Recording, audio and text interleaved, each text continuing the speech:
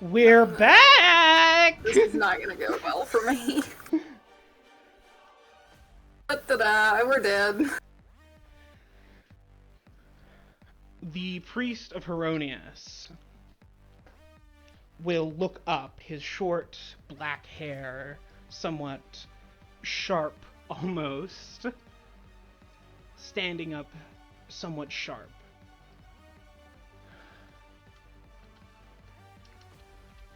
I know that you've worked with the shrine in the past. We've asked Dullahan to come. He will be here shortly. Oh boy.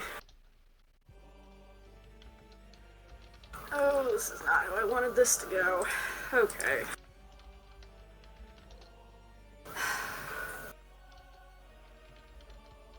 Yes, I am aware. You can see... Go ahead. No, go on. I thought that go was... on, I want the reaction to that.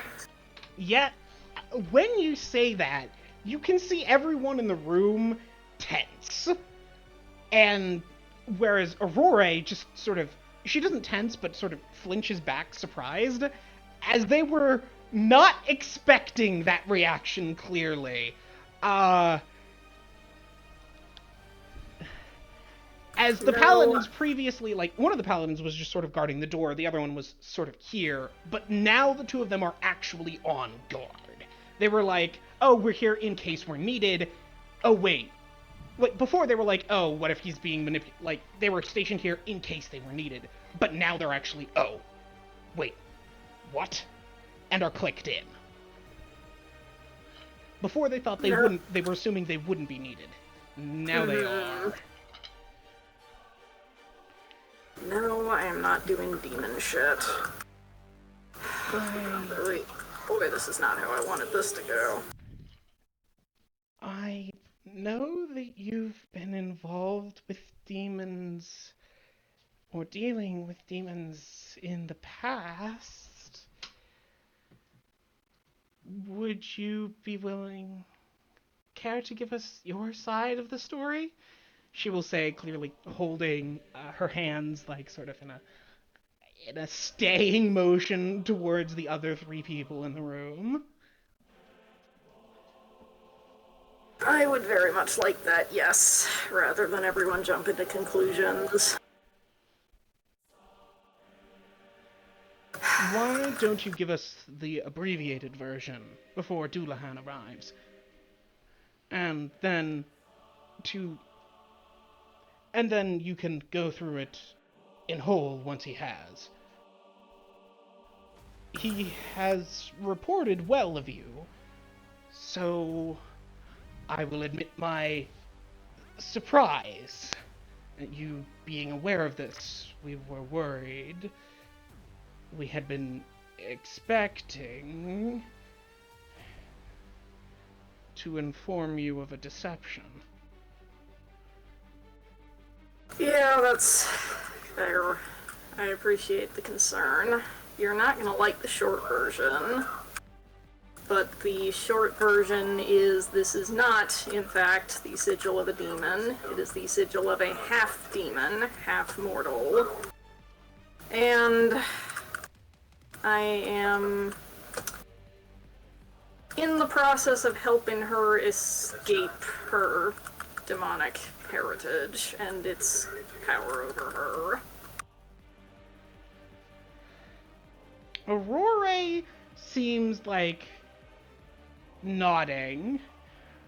The Mitra Paladin guarding the door indeed does not like that. The Pelor Paladin sitting here doesn't have a super clear reaction, and the Heronius priest is just unreadable. Yeah, I told you weren't gonna like it. But I do think that I would rather not have to go through this twice, so...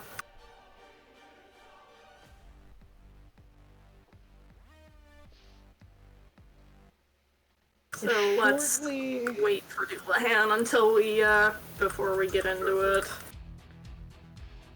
The good news is that you don't need to wait long, as your sense can feel him before he enters the room. About a minute or two after you begin to feel him, which is when you said that, you can hear a knock at the door at the back before it swings open, and Dullahan arrives. His visor lifted up, and the long plume in the color of Heronius standing above his helmet. His breastplate is now clean and shimmering, with a slight, more than you would expect, sheen running across it in a similar way to Fair Donald's tower. The symbol of Heronius presenting prominently on his chest, his shield resting on his back, and a sword in his hand. His piercing blue eyes turn to look at you. Derek! So Dullahan, pleasure to see you again. Wish it was under less tense circumstances. Indeed, he says, skimming the room and sort of lingering on the priest of Heronius' face briefly. I heard that there was something to do with demons. Ancient Bridge of Nose.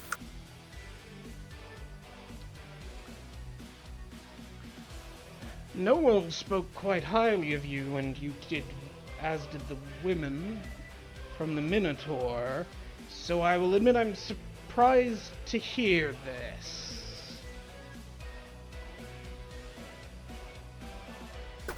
He's aware of the sigil, so the events with the demon summoner are in uncertainty. I see. I know the Balor is real, so some of it is true. He will sit down in one of the chairs in the room with a clittering clank. As you can see, Aurora is somewhat like, oh no, with the expression of, I had tried desperately to make this, and not an Heronius internal affair. Suddenly feeling very outnumbered. Yeah, she's like, I'm not sure I can do anything to stop them here if they decide to go apeshit. Like,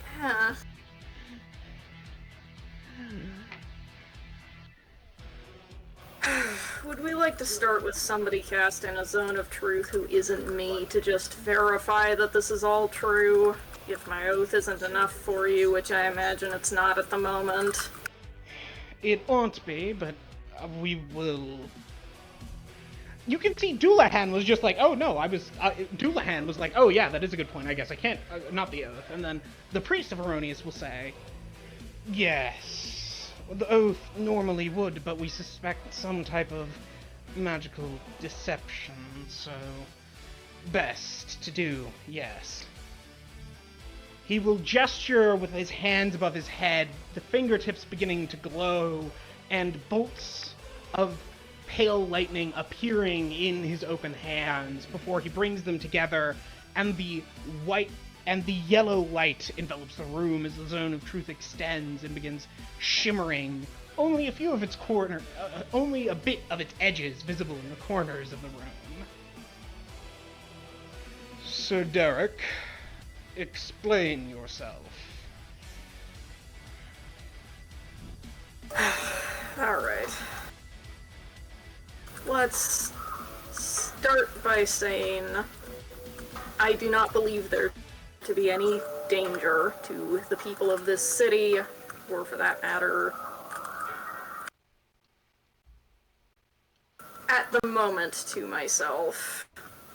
Sorry, having to hedge a little bit, like, hang on. I guess technically I am putting myself in danger for her, but not right now. Oh, I love Zone of Truth. Like, you can see both of the Heronius people cut in with at the moment. And Aurora pinch the bridge of her nose, like, start to move to pinch her nose, but stops. at some point in the future, I will likely be putting myself in the path of danger, but not in any way that I wouldn't normally be doing as a paladin of Heronius.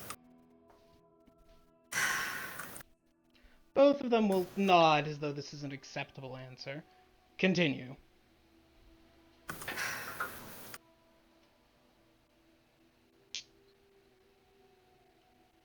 This starts with that demon summoner. Let's just start there and go through this in order. I did not lie at any point when describing the events that went down with that bastard. I know. Your oath is intact. I would have been able to tell immediately if it wasn't. Nods, like, yep. But it bears saying, considering the circumstances, I'm aware of how bad this looks.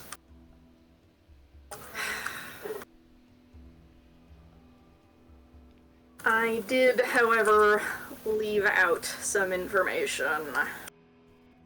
Did you, or did you not, summon a demon? I think that is a good place to start here, because that sigil strongly implied to us that you had, or were. Is the priest of Heronius and Dullahan distinct? Yes. Awesome. I'm gonna check with you. I believe that no is a truthful answer to that question, because Penance isn't a demon. But I want to double check that with you.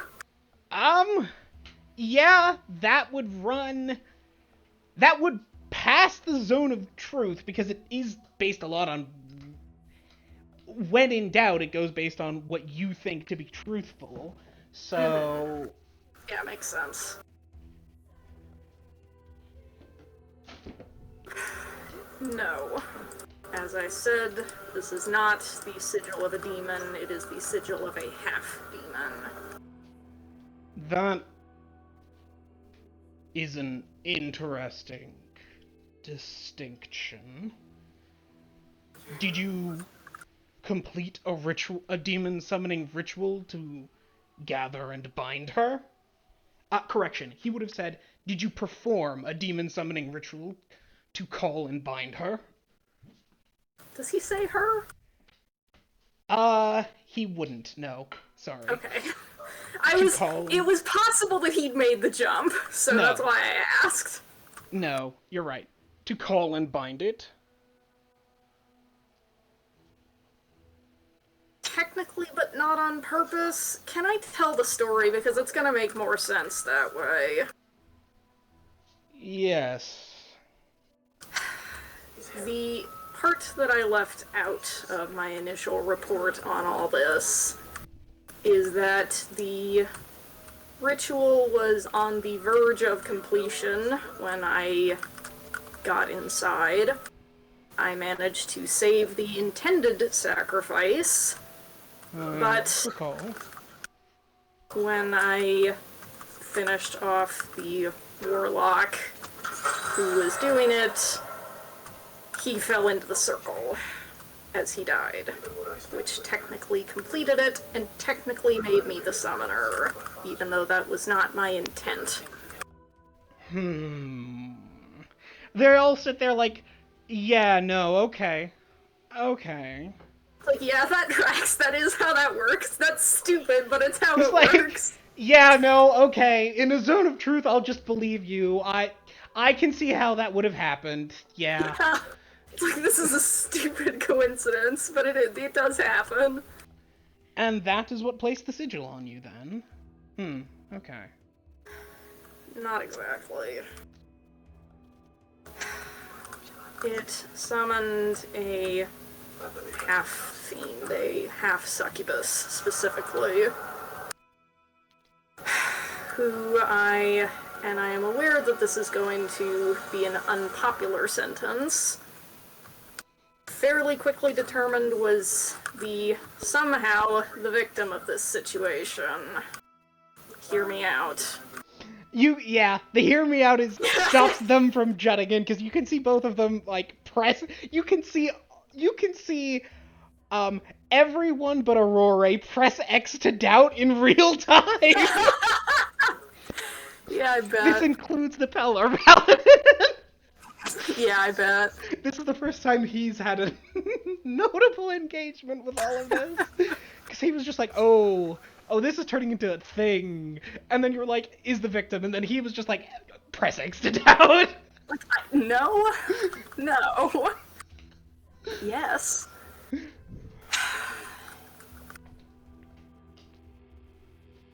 As she explained it to me, and I believe her to be truthful in this, I suppose technically I haven't hard confirmed it by putting her under a zone of truth, but I believe her to be truthful in this based on everything I've seen from her.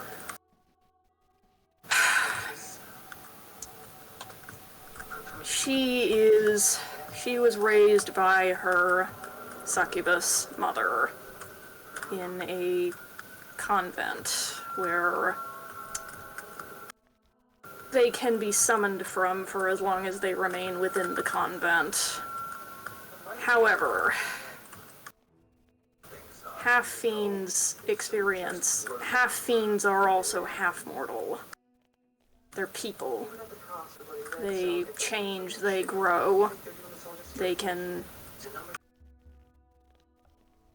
change and experience things in a way that outsiders cannot, including things like pain and suffering. Things that true succubi can pretend to have, but don't actually experience. The way that summonings in this group work, as far as I can discern, is that the summoning pulls whichever individual in the convent is best suited for the job being asked for, if it doesn't call for someone specific.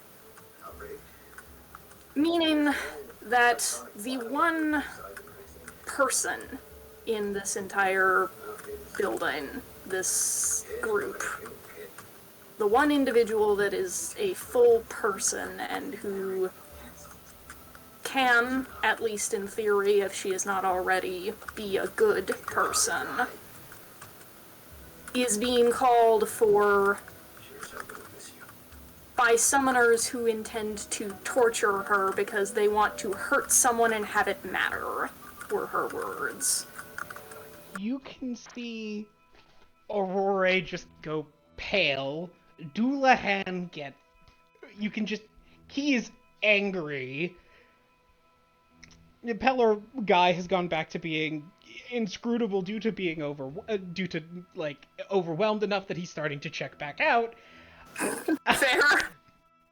And the Hierony's priest analyzed with skepticism.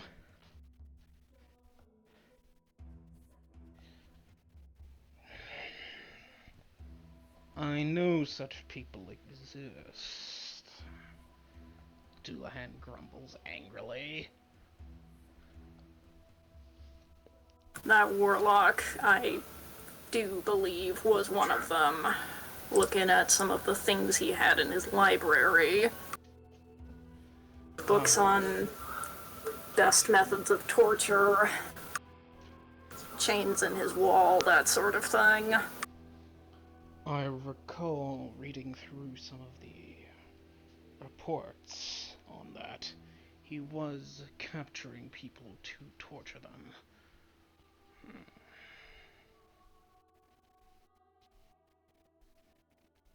Part of it was just to provide fuel for summonings and other rituals.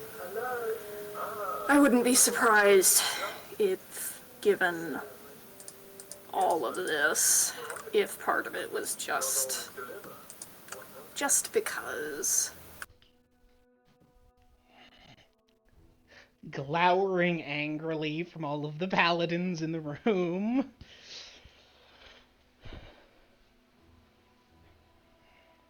It seems that you've won even the Heronius cleric over enough that he's not interrupting you.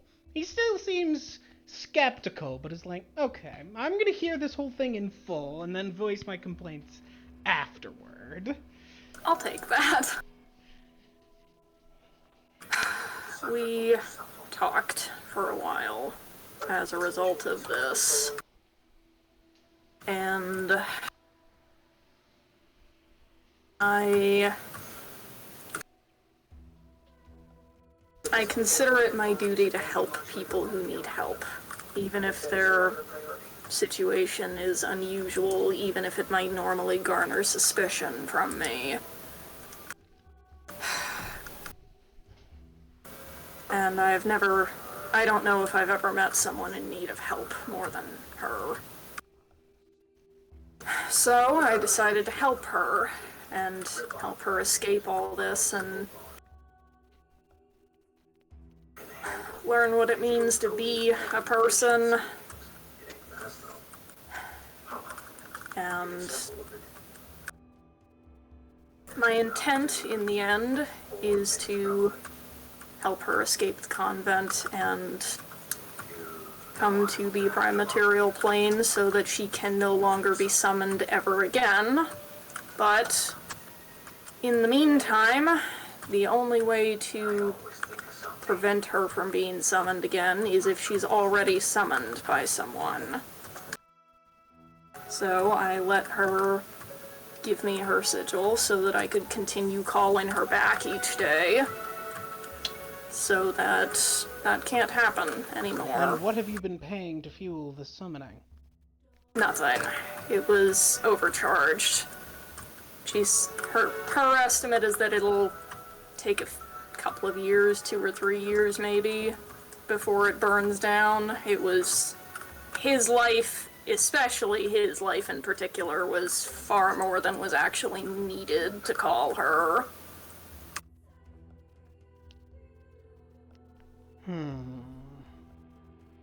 Consider if he was a mage of considerable power, and he was planning to sacrifice someone else, especially someone with no connection to the Abyss. Fine, yes, I can see that. I'm surprised that a demon deal would allow such a magnanimous interpretation of overpayment. Shrug. I'm not exactly an expert. Perhaps it's because the demon in question allowed or encouraged such a magnanimous interpretation. Glower, like, I'm not seriously considering that. It's like, I can tell you're trying to get... Yeah, stop helping! Mitra, Sarenrae. Yeah.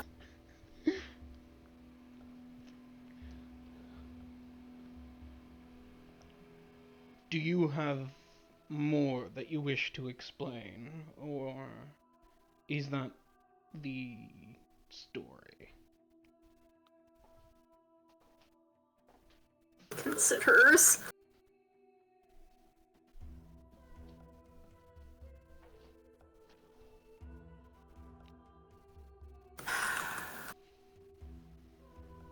Would me speaking to what I've seen of her character mean anything to you?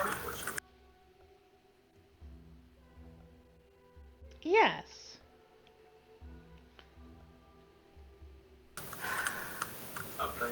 She's...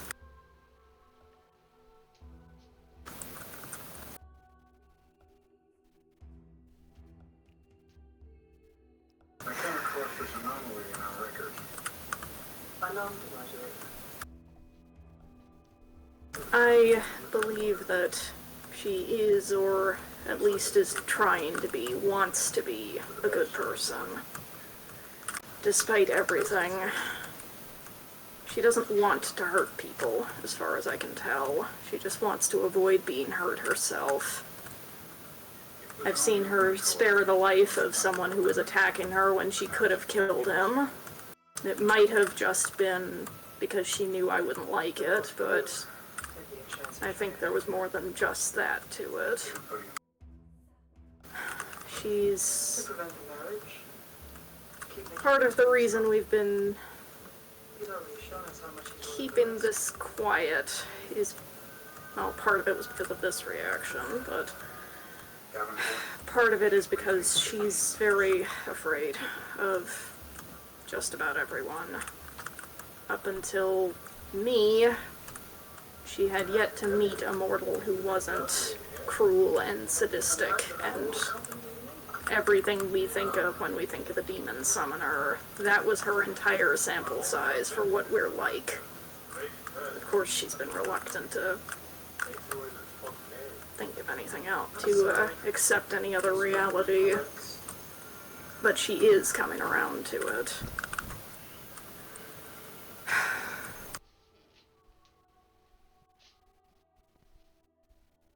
She has a lot of capacity for caring in her, at the very least. I don't think she has the capacity to apply it quite as generously as I do, but that's because of how badly she's been hurt. Not because of innate inability.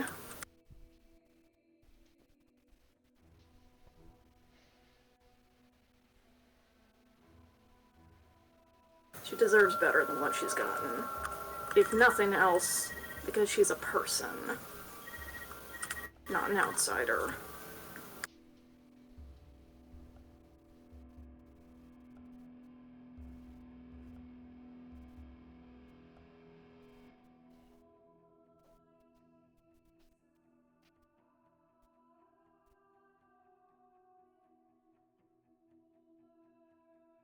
Is that all?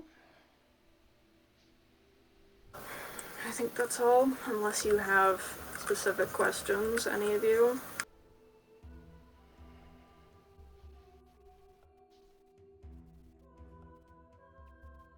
Was this the woman traveling with you when we last met? Yes, it was. I now can understand what you said at the time. Yes. Very well. And I will remind you that my steed also has accepted her and more or less vouches for her. She took a while to come around to the idea, but... He was like, oh, I suppose that is true, isn't it? She was straight up riding on her. Okay. That's actually a piece of evidence I'll accept. Because that's a celestial. In that case, I think we shall discuss. I trust you to remain... He gestures at himself, the two... He'll gesture at himself, at him and his priest, as well as, Aurora, and to a little bit of his surprise, the Pellar Paladin? Yeah, we'll nod. Like, yeah, okay. He's not going to explain, but Derek can pick up on this. He's like, oh, okay. It's like, all of the representatives of each of the gods, and also me, is what's happening. He's like, the Pellar person is being included because Pelor. Makes sense. And he apparently trusts you enough to leave you in the room with one paladin who's almost certainly lower level than you, the one guarding the back door. He'll stand up, and as will the Mitra priest, Aurora, and the Pellar paladin, and then he'll head back into the adjoining room, leaving you alone in the room with the remaining Mitra paladin guarding the door.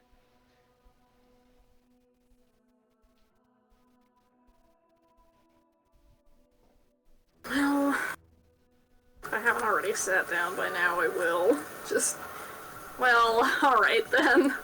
This is gonna be my life for the next while. I was under the impression you already had. Oh, probably. I just wasn't 100% sure. But you can, like, limp back into the chair a bit.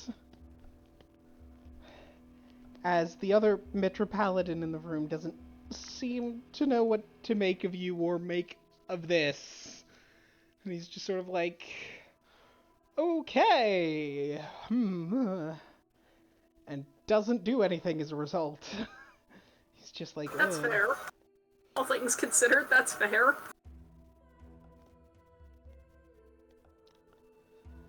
Deliberations go for a while. And more while.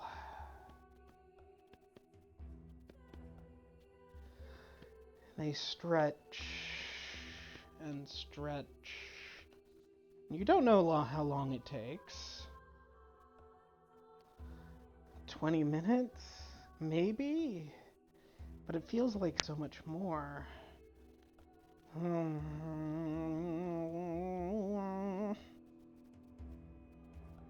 Everything's fine, everything's going great, guys.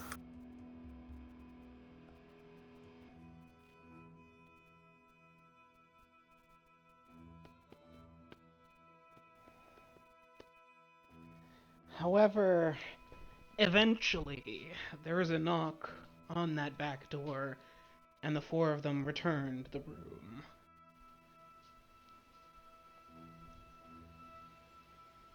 We have reached a conclusion.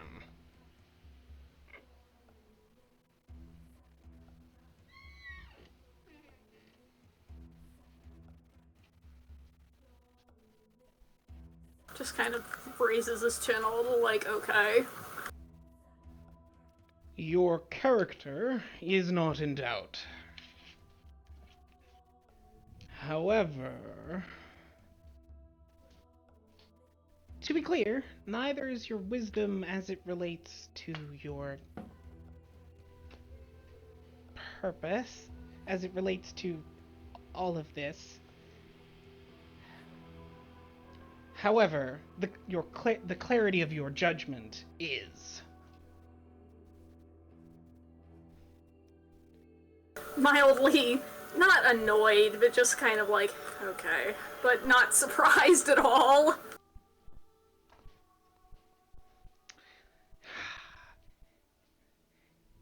In short, this doesn't reflect badly on you, but we still don't believe you. We believe you think everything you said. This isn't a, like, your character isn't in doubt, but your wisdom, your judgment is. Your judgment is. And therefore we don't like you because we think you're making bad judgments. And it's like, no, this is exactly the type of judgment that would be. These aren't the judgments we would make, say the Mitra people. It's the judgment I would make, says the Sarenrae person. Of course it is, they roll their eyes. It's a perfectly valid set of judgments to be making, but.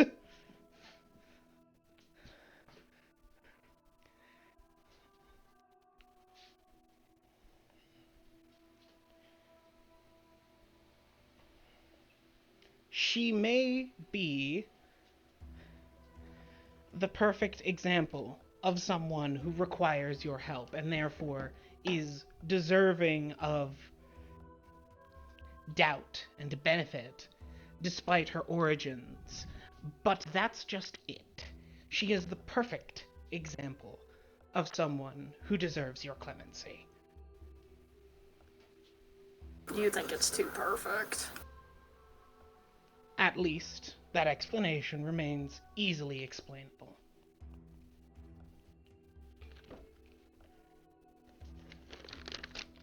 Just kind of like makes a face like, yeah, that's fair. I don't like it, but it's fair.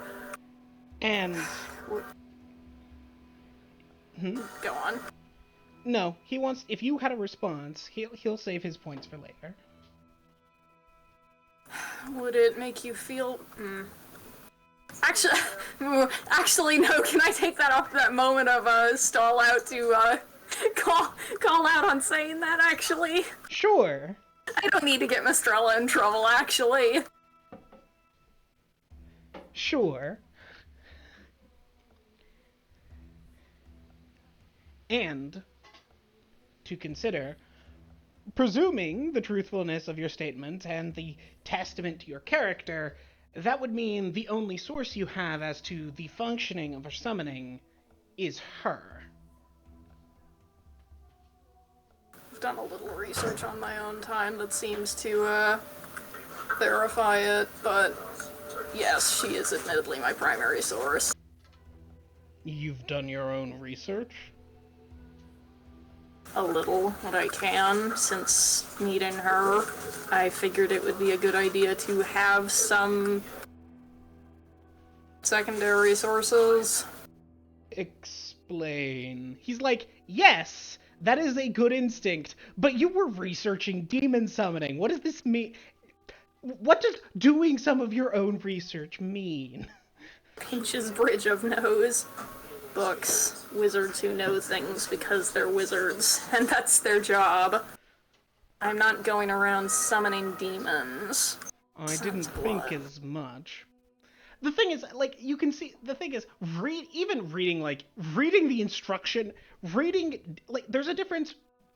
They would be upset at you if you were reading demon summoning instruction manuals, even if you weren't using them. Whereas if there's a different thing, which is like, how do demon summoning, or I asked wizards, and they're like, of course wizards would read demon summoning books. That's a sin, but it's a sin that I have to just take for granted because it's a wizard. Ugh. Because there's a difference on researching demon summoners and researching demon summoning, if that makes sense. Mm-hmm. No, yeah, that's fair.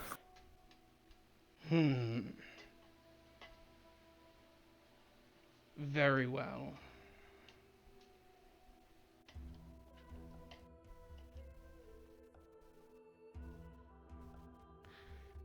As such, because your character is not in question, we have decided that we will discuss with you what should be done next.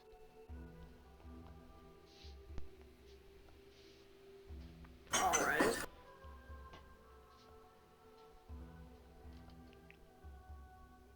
Do you have any proposals? Oh, she's gonna be really mad at me for saying this, but you could talk to her yourself. I haven't put her under a zone of truth, but you could.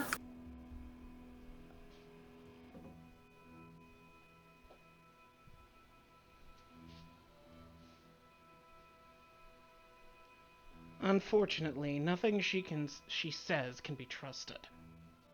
I don't see a reason of putting myself, at least, at risk of being in her presence. Dullahan may be resistant, but even still, little could be gained. I might be able to tell the difference between the deceptions and the truths of a half-fiend, but that is not my skill set, and I am not immune to her charms. Can a succubus charm more than one person at a time?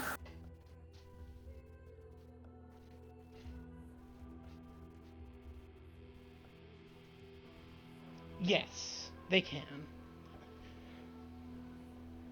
Makes a face like, well, okay.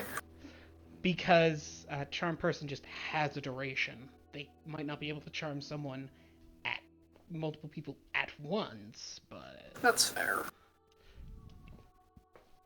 My thought being, if you have people who are immune to it in the room, then it's... Perhaps... I imagine it would be detectable. Perhaps with another demon. But for the demon of deception, we would be much wiser to rely on our stratagems and teachings rather than our own skill. One does not win a battle by matching 1-to-1 against your opponent's strength.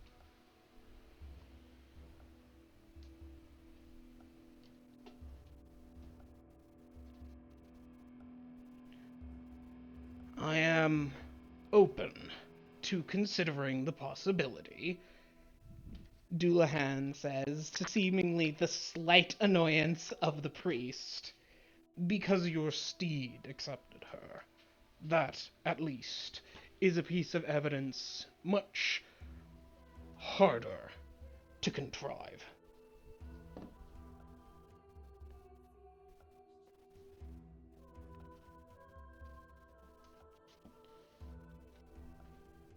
What other evidence would you accept, hypothetically? I can't think of any. I think there is too much here for this ever to be clear of suspicion. Anything, perhaps, outside of her that might speak to her nature or the fact that her position is possible?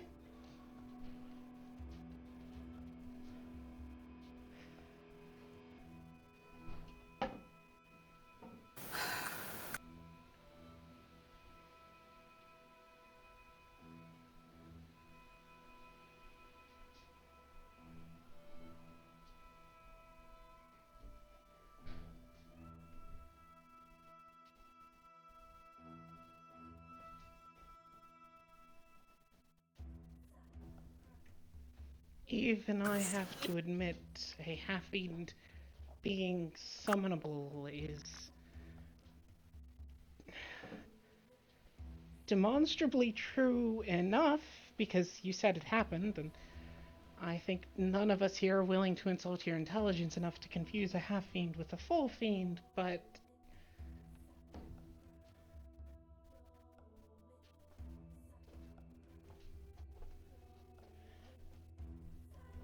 at a minimum, something summonable from Hades is clearly being influenced by it. If she could be pulled as an outsider, she has far more of her fiendish nature than you are inclined to believe. Yes, that is true. I don't know how exactly, but she's had some kind of additional essence artificially imbued into her in order to enable her to be summoned like this. Not as much as a full fiend, but more than she would have naturally, as far as we can tell.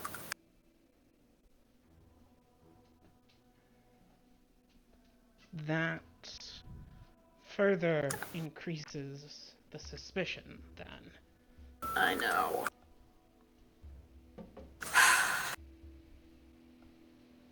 What do you propose be done?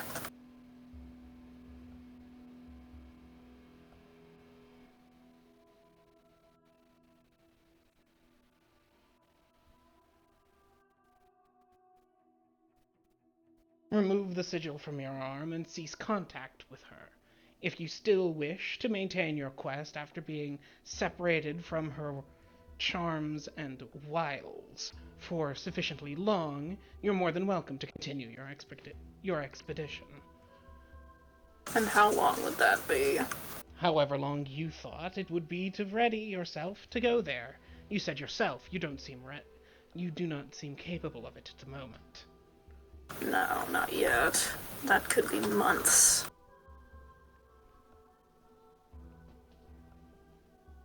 All the better. That's how long I would expect it to last, regardless. I do not think you have been manipulated magically, but social engineering can be nearly as effective. You're asking me to stand aside while someone is tortured on a multiple times a week basis for months because you're suspicious that I've been manipulated. You understand why I'm reluctant to do that. Yes, I do. As we said, your character is not in question.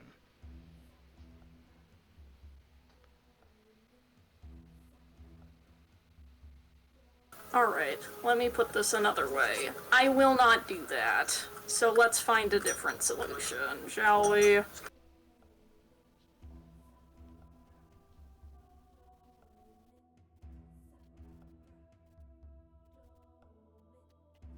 I realize that I'm not helping my case here by being so insistent, but there you are. If it's what has to be done, it's what has to be done.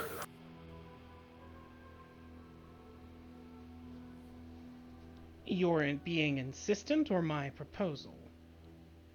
My being insistent.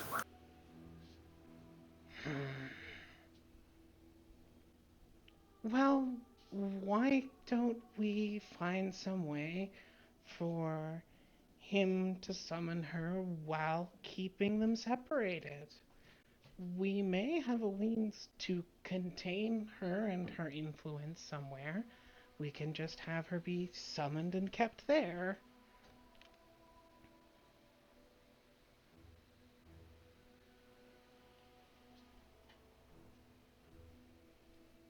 For how long, again?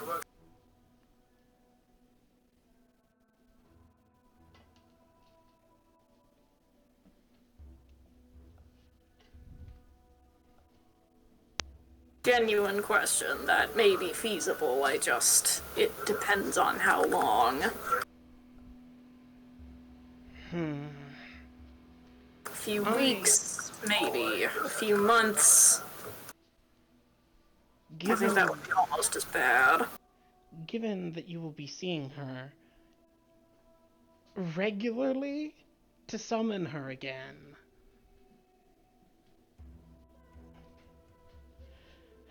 I will admit that I do not like the idea of you interacting at all.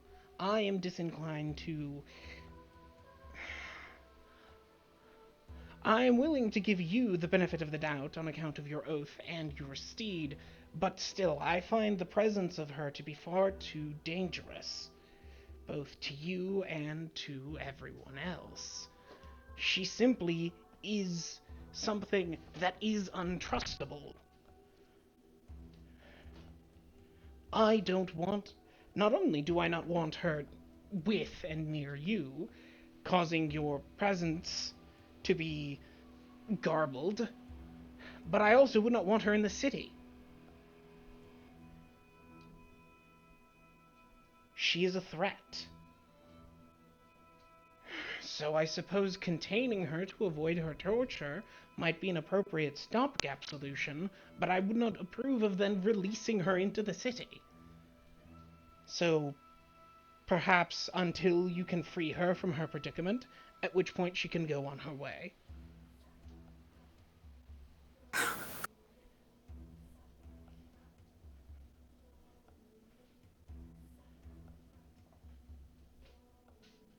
I find that logic to be sound, but the actions to be unconscionable, if what Derek is saying is true. I would be inclined to find some way to either remove the benefit of the doubt, or prove her case. This is Dullahan, or? That is Dullahan. Thought so. He's like... Kind of makes a gesture at him like, see, he gets it. He's like, I also don't believe, and am inclined towards... I think this situation... I'm inclined towards smite evil, but...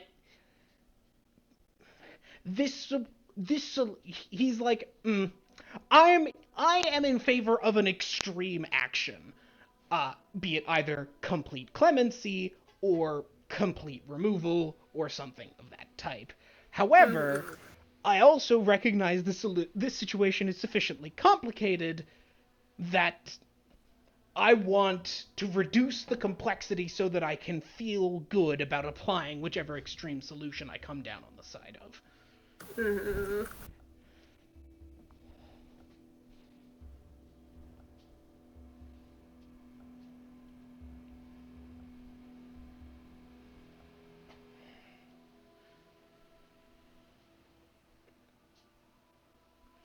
To be clear, I'm still inclined to side with my teaching and my steed, but there is sufficient enough doubt that I'm willing to hear the case. I can respect that position.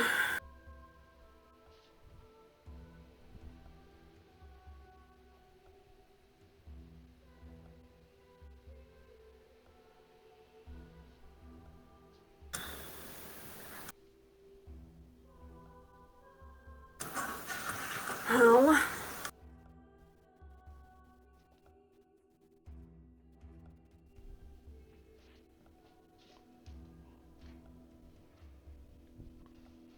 here's a question that's gonna sound stupid. Would getting the god's opinion make a difference? Would that be enough proof for you?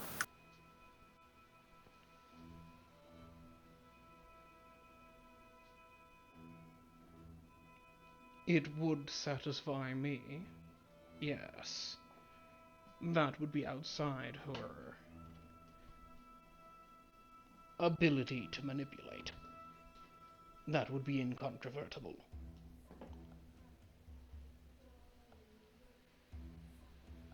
Perhaps, but... Go ahead. No, go ahead. No. I want to hear what Derek says before Aurora might speak up.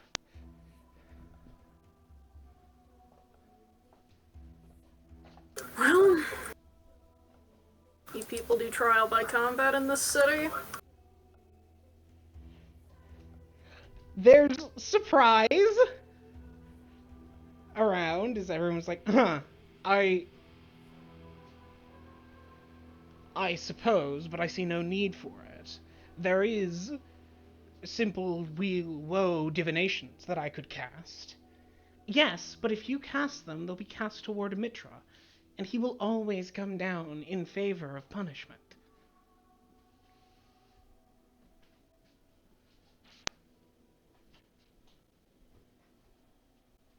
What, should you cast it then? Sarenrae will always incline toward forgiveness. Lances at the Pelor guy, like, you got a dog in this fight? You gonna be helpful or you gonna just stand there, kid? I can't cast divination spells, I'm a paladin. That's fair. You got me there.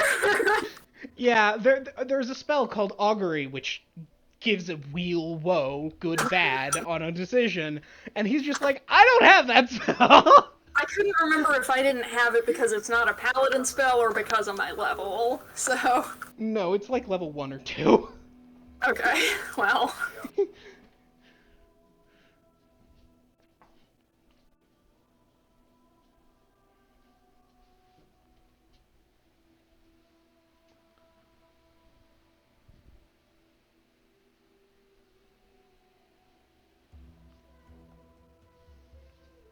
We have a priest of Pelor capable of casting it, if that would be acceptable to everyone involved.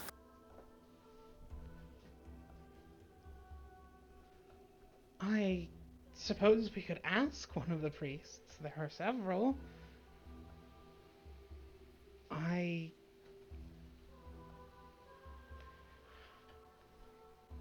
worry that one without sufficient connection, though. If one were to simply ask Pelor, should clemency be granted to a half-fiend without context, he's likely to come down on the side of no. That's my concern as well.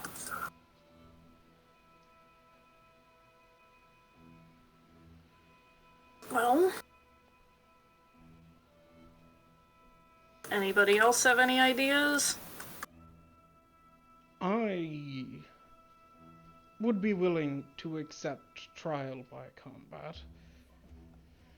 If you follow Heronius, that is by far the easiest way to reach him. I am devoted more towards the aspect of Mitra, so the challenge would be fair.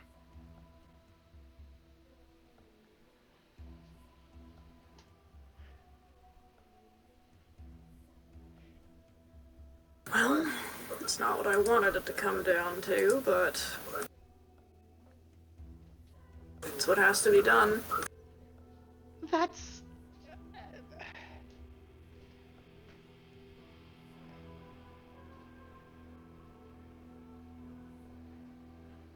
Just looks to her like, yeah? Just not, like, annoyed with her, just, like, waiting. is... Trial by combat is mostly a contest of strength. Not here. We follow the same god, and he grants us our strength. While many have used trial by combat deceptively, in our case, I do think it would serve as an appeal.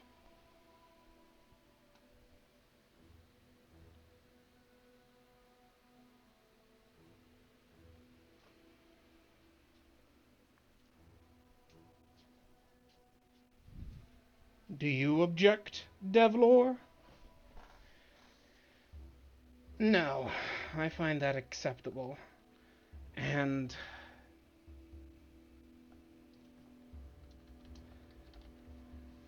sufficient enough evidence to overcome her untrustability.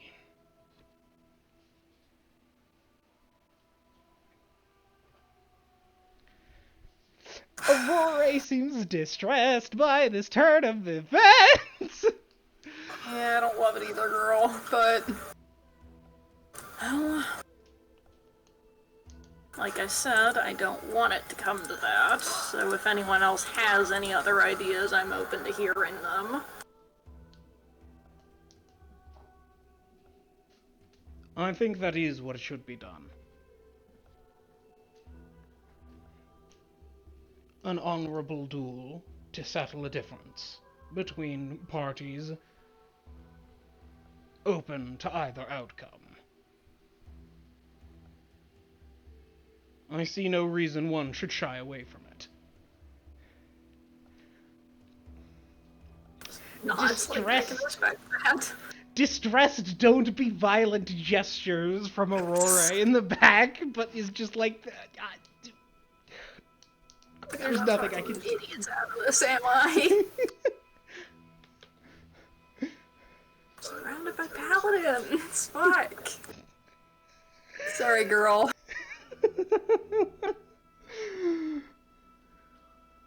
Sorry, girl, you're surrounded by the jocks of the casting world. Literally. That's all a paladin is. A paladin is a jock caster. Yup.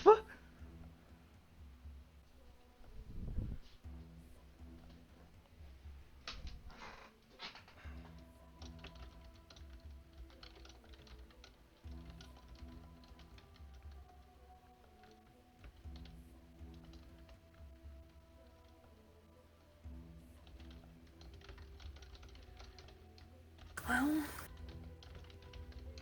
alright then. Then I am willing to champion her. And I shall champion Deplor. I believe there is a space here in the cathedral we can use. Yes, I suppose.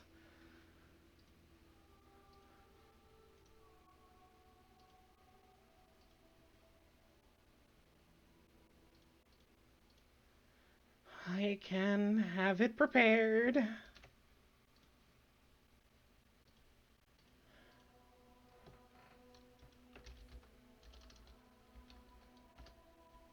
Very well. I will see to it that it is as well. I will come and...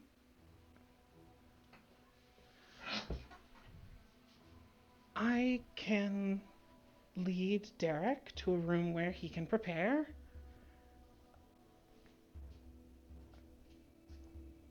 And I will do... And I will ask you, he says, turning to the Metropolitan, to do the same for Doulahan. We will have someone collect you when everything is ready.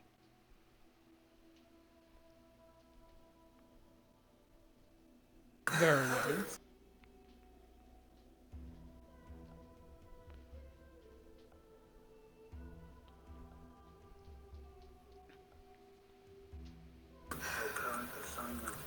I expect you will not allow me to let her know what's happening, given that I'm going to be taking a lot longer to come back than she expects.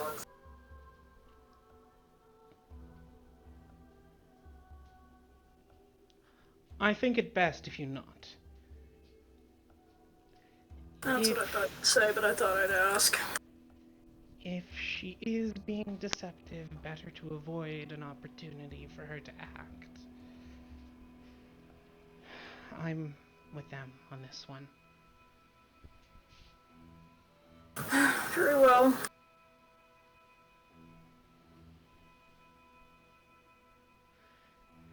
Well, come with me. She'll stand and gesture for you to follow her, Derek, as she goes to the main door as opposed to the back door to lead you out. Yep. I'll come with.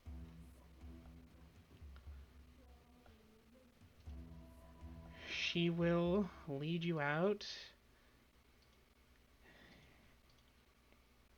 into the hallway and through a few towards a room on the second floor of the central portion.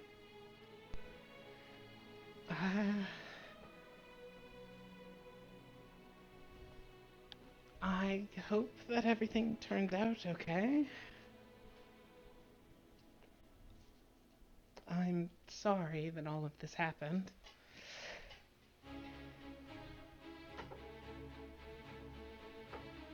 It's alright. Not your fault. I guess it's technically your fault, but not in any meaningful way. I don't blame you for reacting the way you did. Yes, we're fairly certain you were being deceived or controlled. So we made a point to bring you here, and, well, I don't think anyone was expecting you to know about the sigil. Yeah, that makes sense. I appreciate you sticking up for me/us. For what it's worth. I did what I could, but Devlor is a stubborn man, and he does have a point that this is in his jurisdiction. I'm just glad that Doulahan was reasonable for a certain definition of reasonable. Well.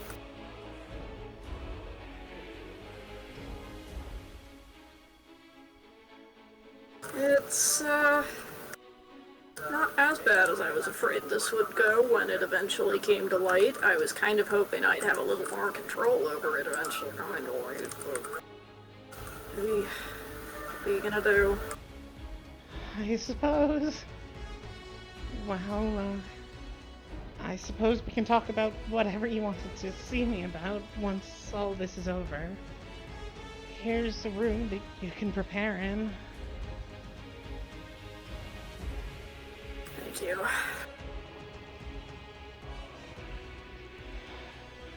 Sorry for dragging you into all this by accident. Well, I am much I'm certainly glad to be involved rather than having not been. And I'm glad you got involved, so...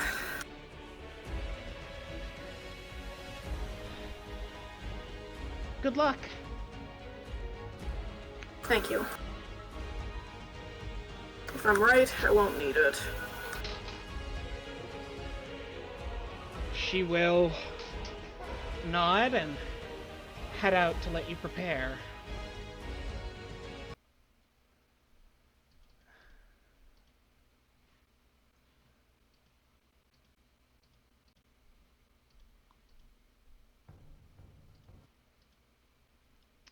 Well, Well, this has all gone to shit real quick, huh? well, that sure happened. Oy. Good boy. Oh boy, indeed. Everything's gonna be great, everything's gonna be fine. I think I'm gonna spend a little time praying, thank you. I'm sure Understandable. this comes as a surprise to no one. Correct.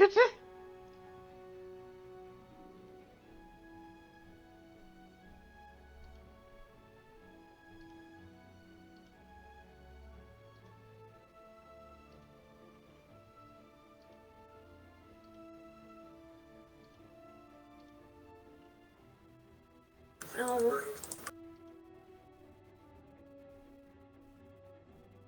Oh, okay, that actually works quite well.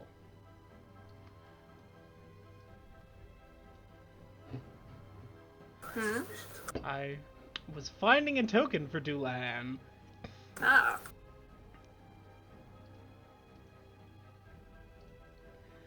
Is there anything you would like to do to prepare? Oy. Good question. Boy, I hope I've got decent spells for this. The good news is you are in a temple to Heronius Mitra, so you can re-prepare your spells. Okay, let me go through my spells real quick and do that then. Make sure I've got the setup that I want. That's gonna take me a Understandable. minute, sorry. That's perfectly fine. I'm setting up the arena.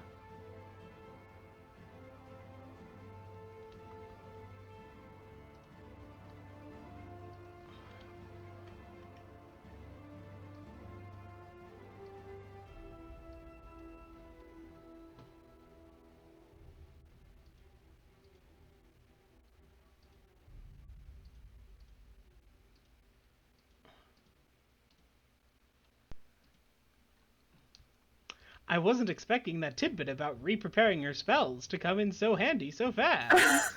Yeah, weird.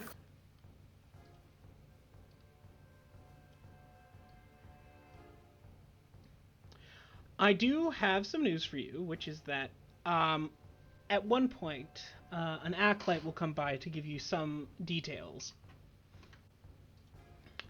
It will be Yes, please, I love details. it will be a fight to the death in that the room is, don't cut off his head or anything. But one, you're both powerful enough that you have a negative hit point pool, and two, the room that you're working in is a training room for paladins, and is enchanted such that anyone that would be rendered unconscious is healed. So unless you go trying to cut off his head, neither of you will die. So you can hit 0 hit points. And it's a fight to unconsciousness, and there is magic in place that, barring extreme circumstances, doubly so because you're both powerful enough, that you can go to negative double your constitution modifier before dying. Not your modifier, your constitution score before dying. You're very unlikely to kill each other by accident. And we've got healers sitting right there, so... Mm-hmm.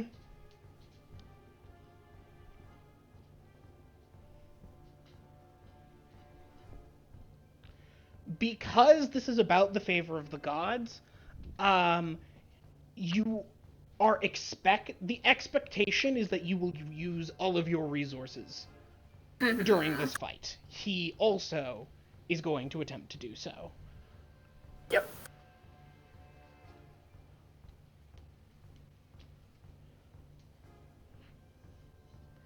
They just come in to ensure that you are fully rested and have all of your spells and such. I assume this is an on-the-ground, not mounted combat. Because Correct. that would be weird in an arena. Correct. That would.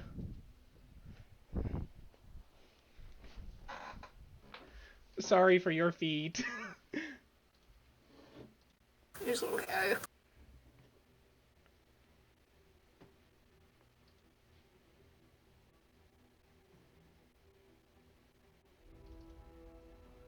God, I forgot how much paladin spells suck.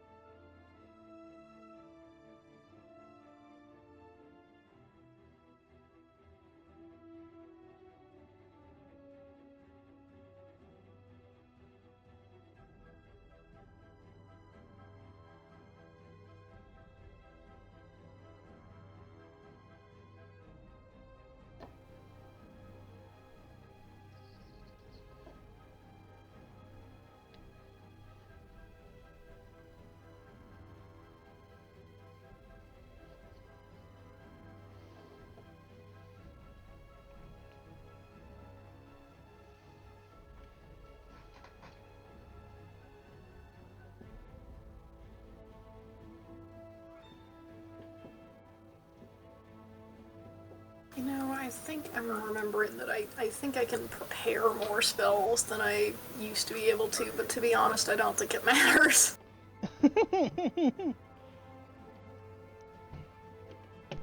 Paladin spell list really ain't much.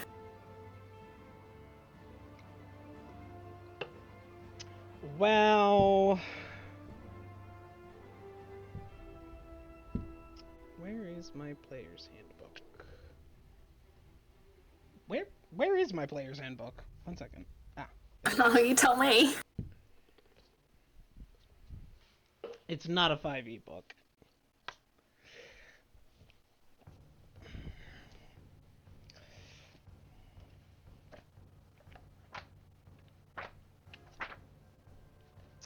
Alright, I think that's my spells.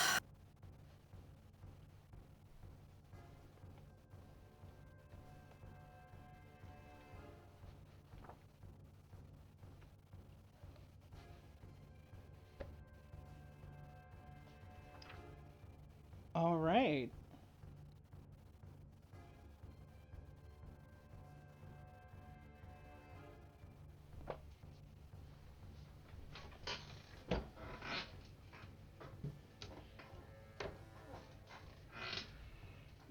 Are you ready then? Oh.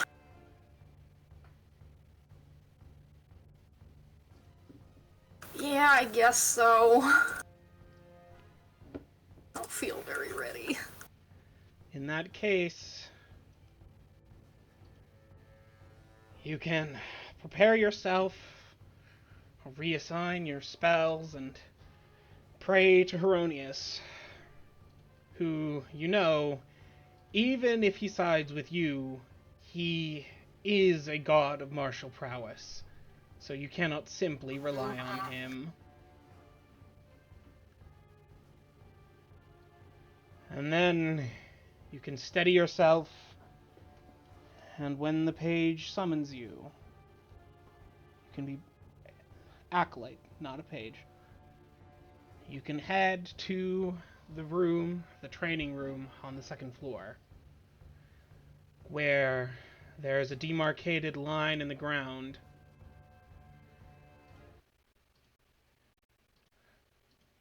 to show the fighting area, and standing around it in a series of chairs, standing around it or sitting in chairs, are several priests, both Devlor and Aurora, as well as some Pelor priests and some additional paladins who have apparently heard about everything that has been going on.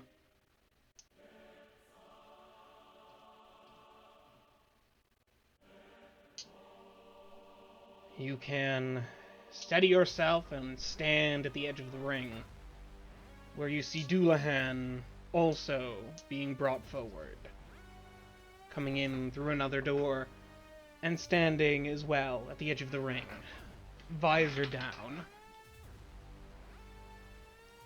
Boy, I really wish I'd gotten my new armor before this.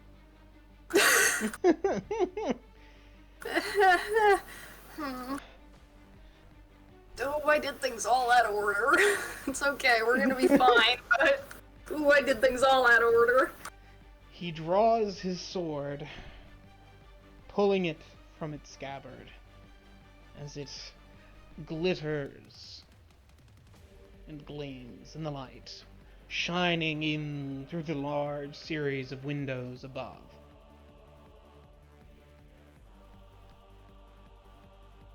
Are you ready?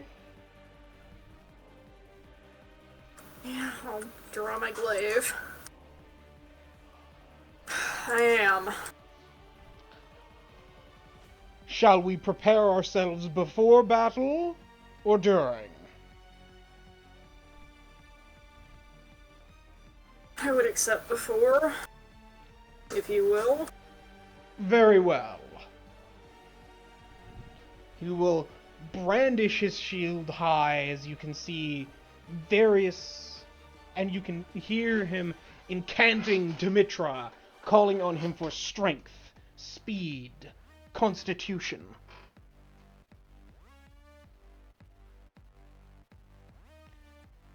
Alright, I'll, cast Shield of Faith. 1.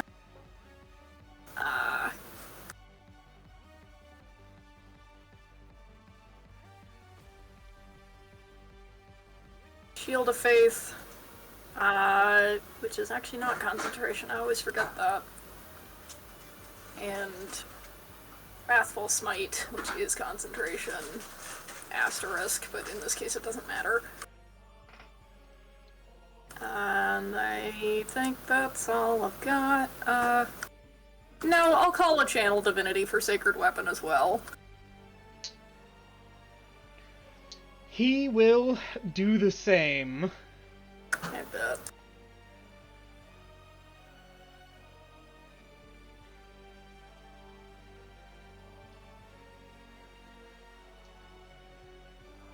As his weapon begins to glow and his armor sheens with power.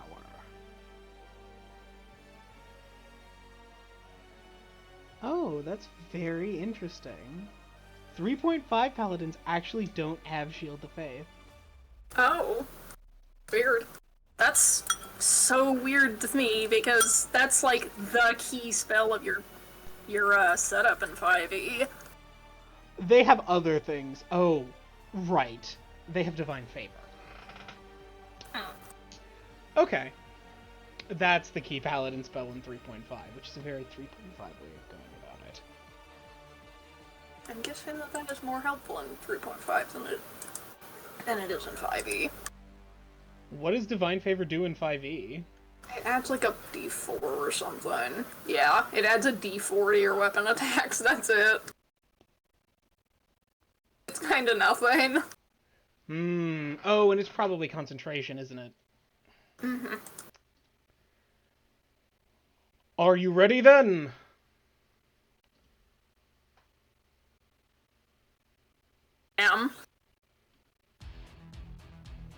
Then let us begin! He steps pointedly over the line. Once you I'll do match as him. well, he raises his shield and lunges towards you. I would like you to roll initiative, I bet. as we immediately shift off of his theme and onto the battle music. Yippee. I really wish I could get the stream just a little bit louder, because it's still so quiet.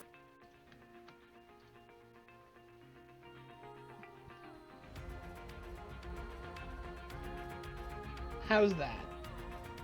Oh, that's better. It's quiet but audible now, whereas frequently it's, like, barely audible. He lunges towards you, but with the range of your glaive, you're able to move first. Alright. I'll take my attack. With Sacred Weapon. And I'll... Holy shit. Boy, I hope that hits!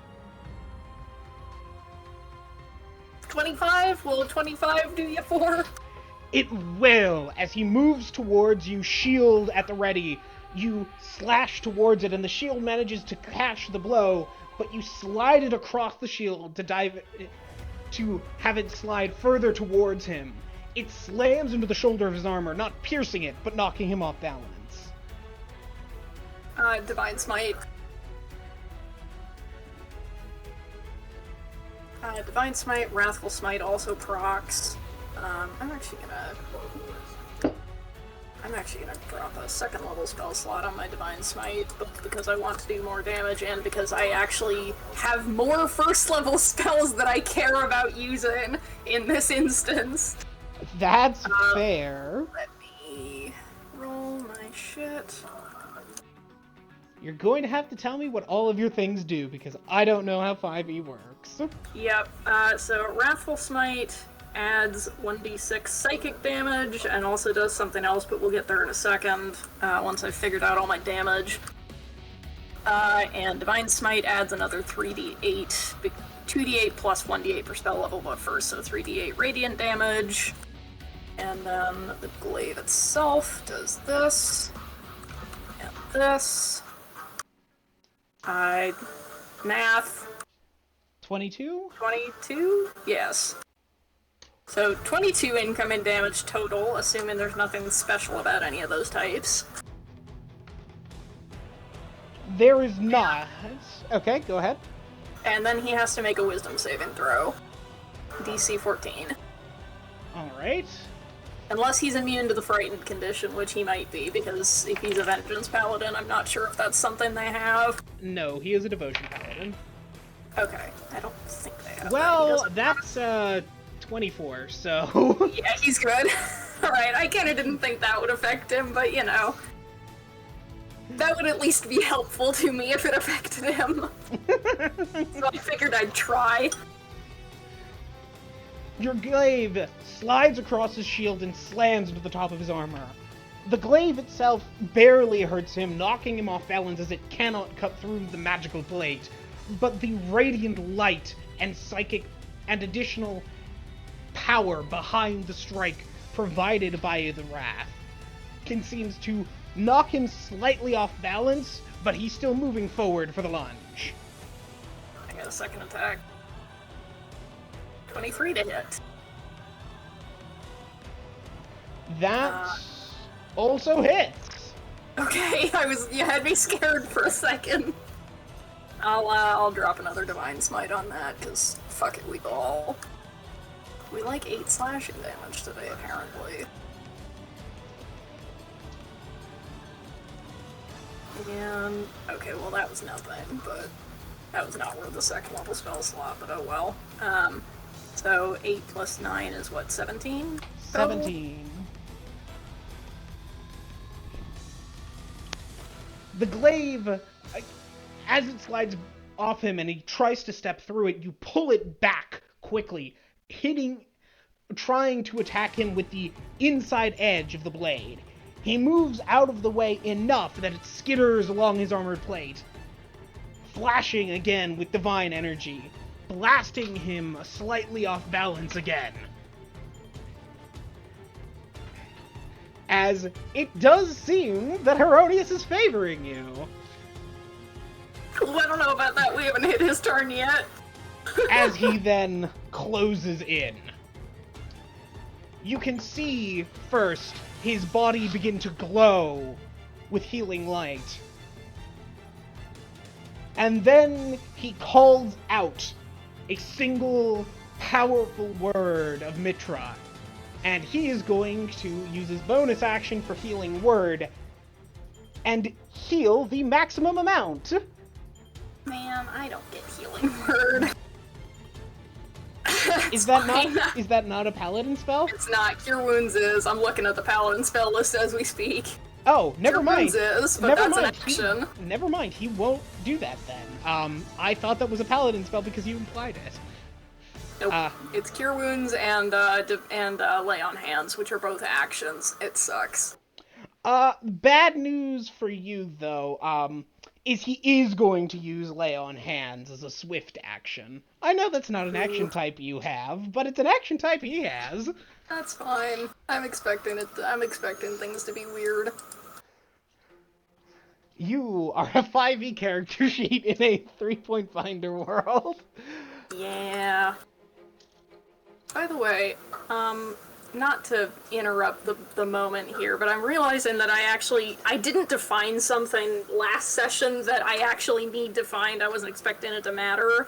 When Penance got here, I dropped some Lay on Hands on her. How many hit points worth would you say would that have used?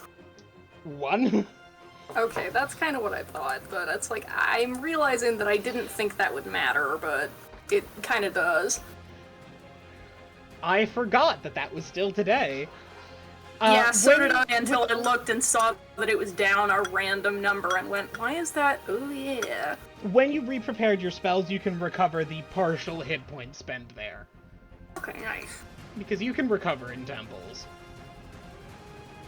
He is then going to bring his sword down towards you.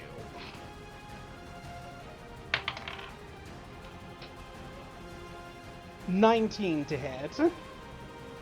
That just barely hits. The sword connects and glows with holy energy to no additional effect. Oh. You are not affected by his Smite Evil.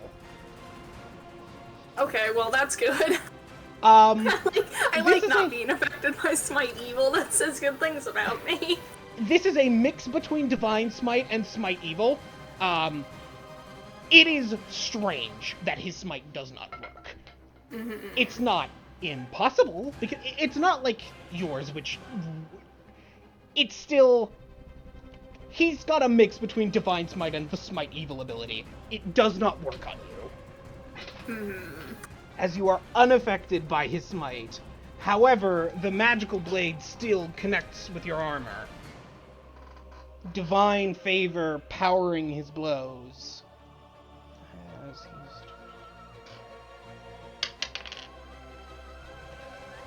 Because that's going to be 3 plus 4 plus 3, 7, 10, 12 points of damage. Alright. That's not nearly as bad as I was afraid it would be. His smite Still didn't ouch, activate. but- He swings again for a second strike, the sword coming back around as the first one clips across the top of your shoulder the plate on your shoulder, knocking you into the side. He then takes the sword and swings it again a second time. You move backward as the sword clips the front of the chainmail, already damaged by the digester, causing several links to simply be cut and fall off as the magical blade slices through it, leaving a gash on your abdomen. It's a good thing I was already planning on replacing this. I mean, it wouldn't have broke if it wasn't already mostly broken. Exactly.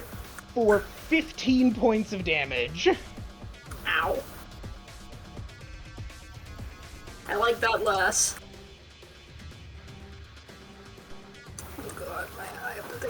action to heal myself. Fuck. If I have to heal, I'm in trouble.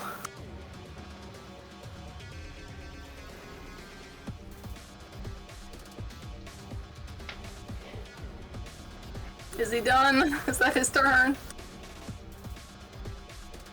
That is indeed. Thank goodness. Alright, well...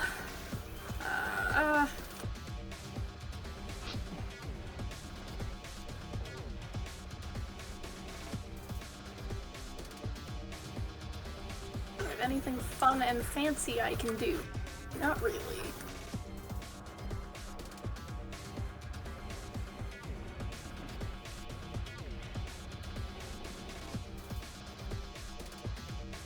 No, not really. Okay, well... I guess then,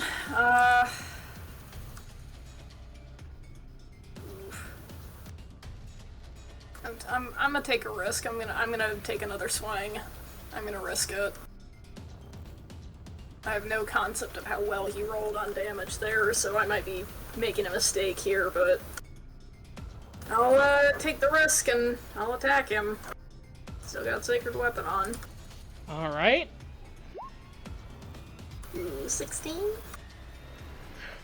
Like, no, right? I didn't The think glaive so. swings around, but he's closed in far enough that you're struggling to maneuver it slightly, and he simply catches the blow on his shield. Yeah, that's what I thought you'd say. Make another swing, come on, baby. Fuck me. Uh-oh. I'm in trouble. The second blow, again, comes around, but he simply shifts such that it collides with the central plate of his armor, and the glaive glances off. Hang on, let me check and make sure I don't have a bonus action to do here. I don't think I do, though.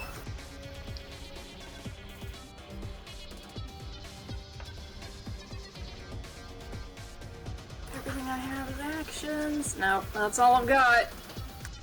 Alright, I don't like that. Oh.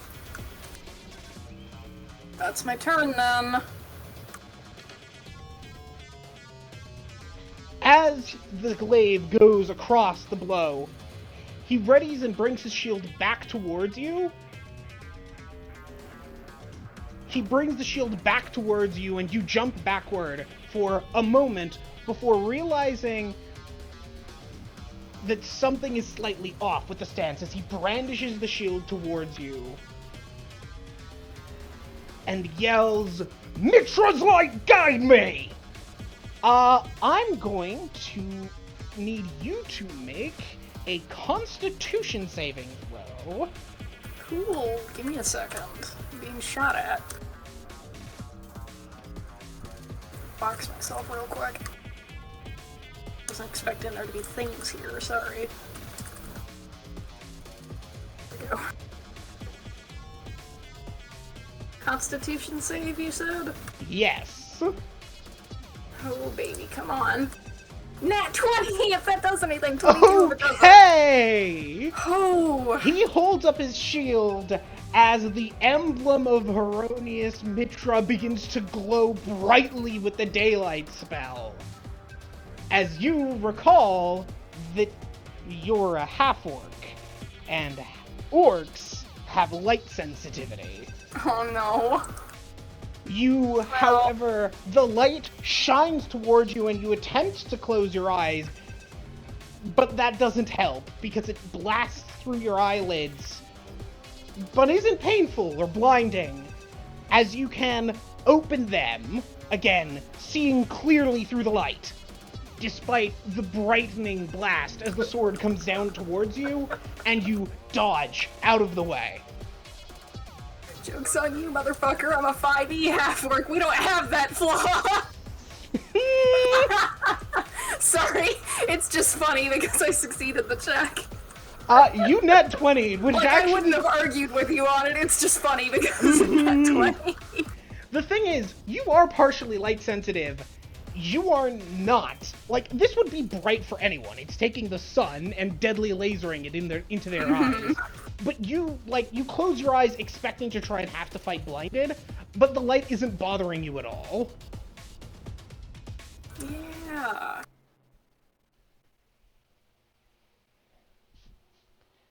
Just bare teeth and tusks for a second. What would you like to do? I'm gonna be stupid. I'm gonna attack him again. How's a 20? Please? I don't think it does. With a 20, no, unfortunately. No, I didn't think so. You've Oh, moved out of the way and sure. bring the glaive back around, but it glances off of a barrier of force, reinforcing the gaps in his armor. I need a Saber Suck spell. I don't have any because I'm a paladin. Fuck. Come on. 23! This time, however, the glaive does connect. You bring it around, having decided that, no, I'm not getting through his armor. There's no point in trying. You switch the glaive to use the flattened end, because you don't want to break the edge, and just bring it around almost like a hammer down onto his head. The flat end of the glaive bongs against the helmet and slides off of the side. You feel like that should have stunned someone, a lesser opponent, but he simply staggers slightly and continues with his movement. 22 damage total. I had procced another Divine Smite. That's my last second level spell slot, for what it's worth. Go ahead and make a perception check for me. Sure. I'd love to. 19. Okay, you'll actually catch this.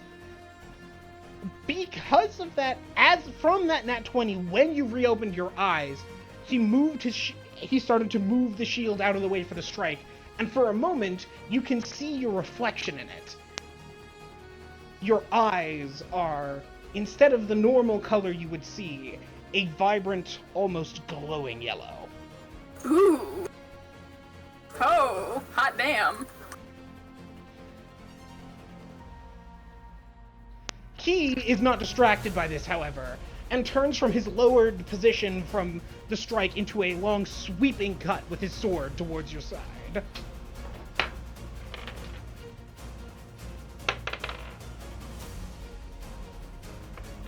It simply, however, he swings it towards you, and the sword connects with your side, but simply glances off, despite the fluid nature of your armor. Whew. As the strike that, by all rights, should have hit you, simply does not. Hot damn. He will bring the sword around as it begins to sparkle with black stars, almost.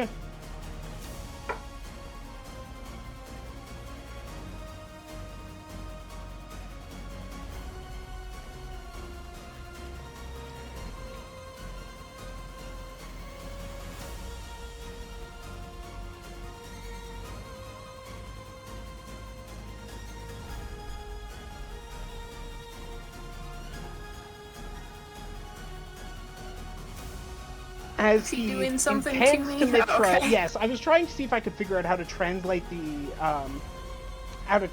incantation, but unfortunately I can't. No worries.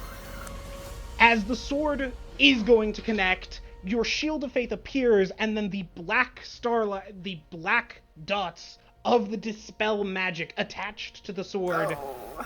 connect with your shield of faith and cause it to break and splinter. The sword, with much less energy behind it, does carry through for 6 points of damage to the strike that clips you across the arm. Okay.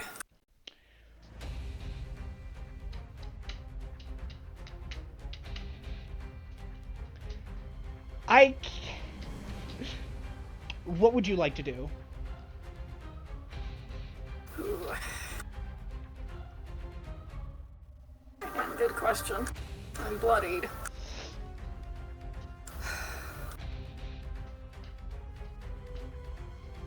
here we run into the problem with healing as an action, which is that if I heal, all that's gonna happen is my health is gonna be right back where it is next turn. But if I don't, I might be screwed. I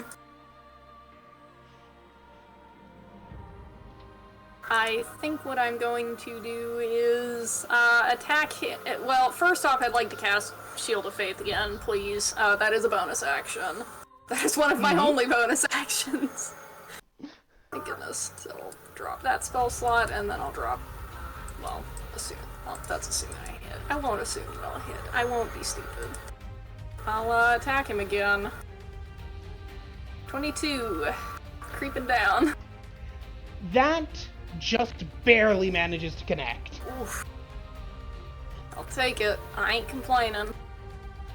And I will burn first level spell slot because I'm out of seconds on Divine Smite. This is the thing that I do. Come on, don't fail me now. I'll take that. 21 total. You can bring the glaive around, managing to take another swing towards him, this time again with the edged portion aiming towards his legs. He brings the shield to block the strike, but just in time you are fast enough to move through and hit toward the side and back of the inside of the armor's knee joint.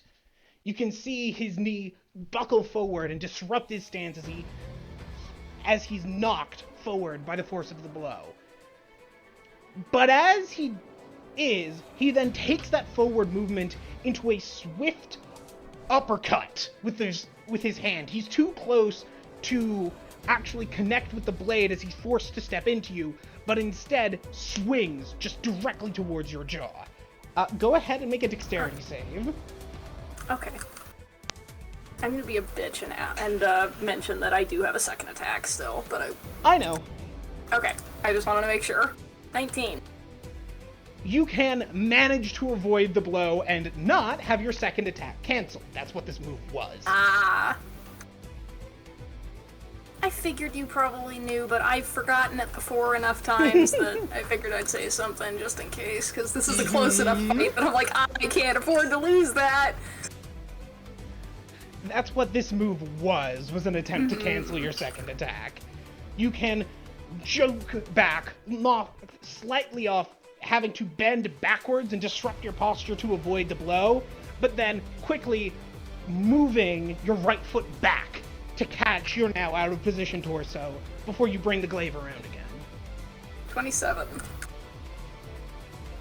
And unfortunately for him, his gamble did leave him more exposed.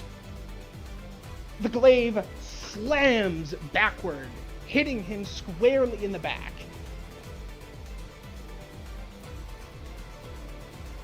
I guess I should actually roll damage, huh? Mm-hmm.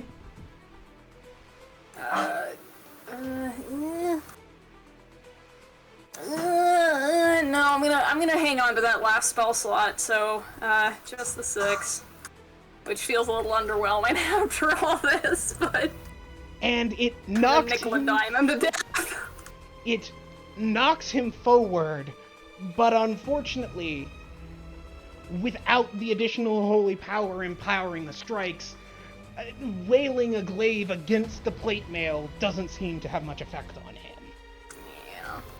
Realizing that he's in a somewhat compromised position, he backs up and disengages, moving forward, not with the action, but pulling back away from you and using the shield to keep himself covered as he does, before moving his sword over the central crest of Mitra on his armor, and holy light envelops him, as he's going to use the 3rd level spell Cure Major Wounds. And then, Beacon of Hope is going to activate, healing him for the maximum amount. Oh, fuck me. Oh, Beacon of Hope. That's 8, 16, 24 plus his charisma modifier. He then steadies himself and readies to re-enter the fight. Alright. Well, I think I'm gonna take this opportunity to heal myself. I'm gonna do it old-fashioned style with lay on hands, but let me calculate that out real quick. I'm just gonna use almost all of it to bring me back up to full. I got 2 left. That is my action. I have Shield of Faith back up. Yeah, that's it. That's all I've got. That's my action, so... I'm just gonna heal myself back to full. You call for Heronius' favor as the wound on your stomach seals and closes. The cut on your arm heals and collects. And ready the glaive just in time to block a downward strike with the center portion. He then pivots and swings the shield towards the side of your head like a mace. Ow. That is 11 plus 2 plus...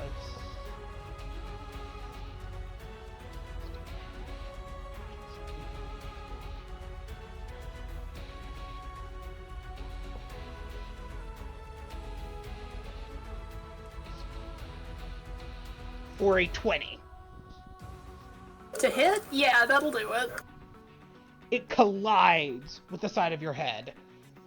Ow. Owie.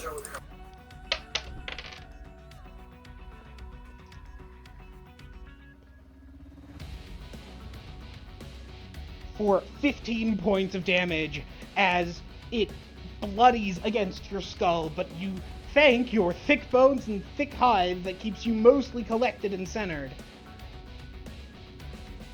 How do you want to respond? I want to come around and try to come under the shield that he's just raised to attack him back. 24. That hits. Yippee. How many rounds have we been through? Actually, Sacred Weapon might be gone. No, it's not. Okay. Is that because it hasn't been enough rounds, or it's just no, it's not? No, it's not. Okay. I'm fine with this. 10 points of slashing damage for that first attack. You can move under the you can move the glaive under the shield, rolling with the blow to go under and moving this and shoving the sword back off of the haft of the glaive before it can slide and cut at one of your hands. You then pull the edge of the glaive back inward, slashing towards his side. Again, it glances off the armor, but you can hear the vicious thud against the metal.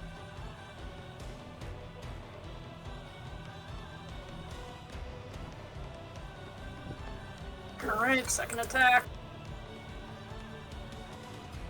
18, probably not. No, unfortunately. You bring the glaive around again, but he simply moves out of the way.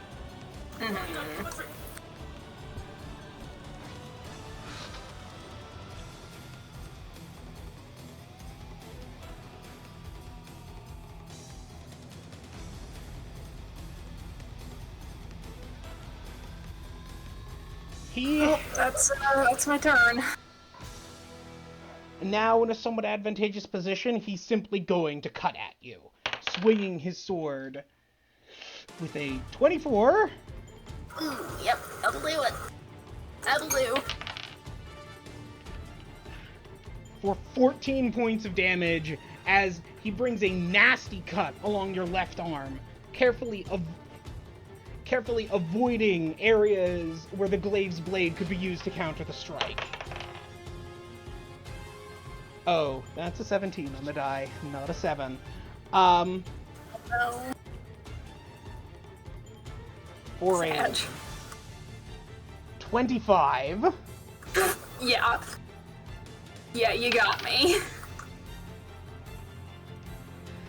The sword then comes down again, heading directly towards you, not cutting off your head, but cutting down alongside your neck, slamming into your collarbone with shimmering light to no additional effect, but the blade itself still stings bitterly for 13 points of damage.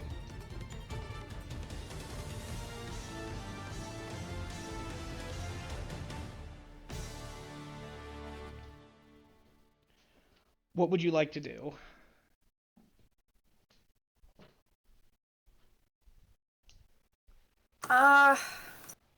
Good question. I'd like to strike back. I'm sorry I don't have more creative weapon descriptions. Thank you for supplying them. I'm happy to help. 24. Okay. With a 24, you can, despite the cut along your collarbone and center chest, with your dilapidated armor now falling apart even more, you can step back enough to shift the glaive into a one-handed stance and stab it towards him. Having slashed this entire time, the attack comes unexpected and manages to avoid both the shield and sword, which were preparing for sideways attacks. You aim it toward the joints in the armor around the hip, which, again, it fails to pierce, but manages to deliver a significant amount of force to the tissue below. Right.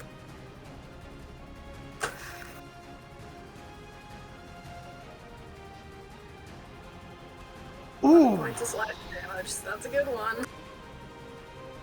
The blow sends him stumbling backward, actually knocking him out of his footing and forcing him to move in ways that your others haven't. You can bring the glaive around for another strike.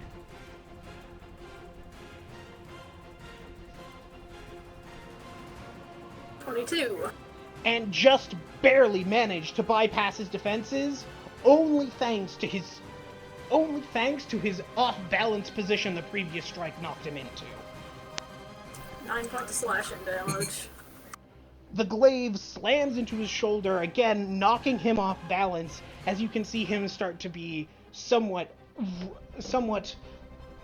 ragged or shaking in his positioning, but he still stands strong.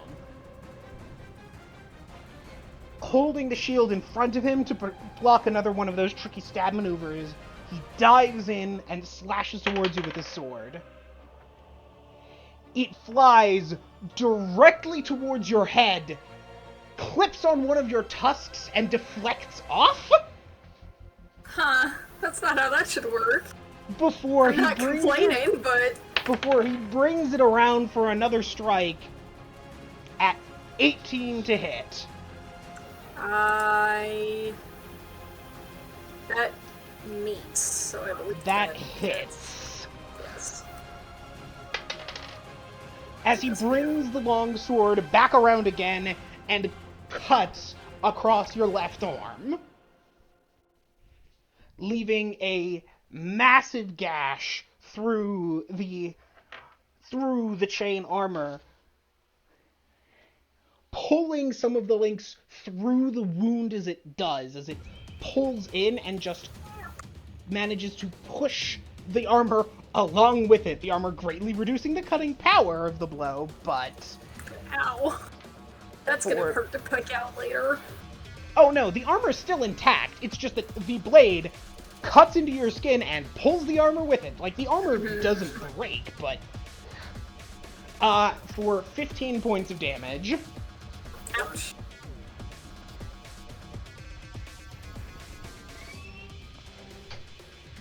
I don't know, 28, not 38. Typos are bad when it comes to counting health. Yes. As much as I'd prefer to have 38 health. Alright, alright.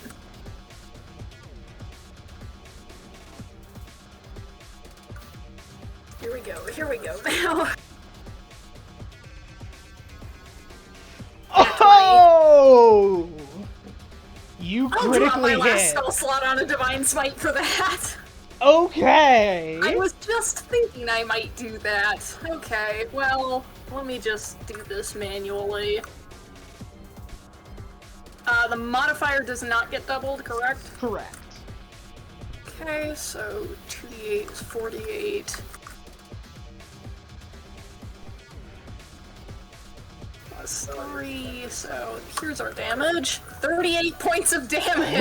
Oh! You then bring the Yes, glaive. Baja Blast! Get out You of then here! bring the glaive back around, glowing with Heronius's might, and slam it down onto his shoulder. The pauldron cracks slightly, and he is forced onto both of his knees as the light blasts outward and eventually knocks him over onto the ground. You can feel the healing rush of the magic imbued within the training area activate as the duel is won. Boy, I could not have asked for a more poetic end to that. Holy shit. You can look around to the somewhat stunned group, who still seem more surprised than you might expect, before you can see, reflected in one of the windows, your eyes still glowing with the holy golden color. Before, once you finish seeing them, they fade. Well, I think that was a fairly clear message. I'll offer him a hand up. He will gladly take it. I think our god has spoken, my friend. It seems he has. And I can feel as though I've upheld my duty in ensuring this test.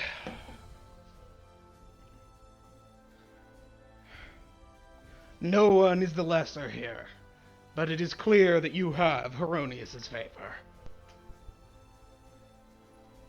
He will clap you on the shoulder and raise his sword as the paladins of Mitra and Heronius will cheer the cue.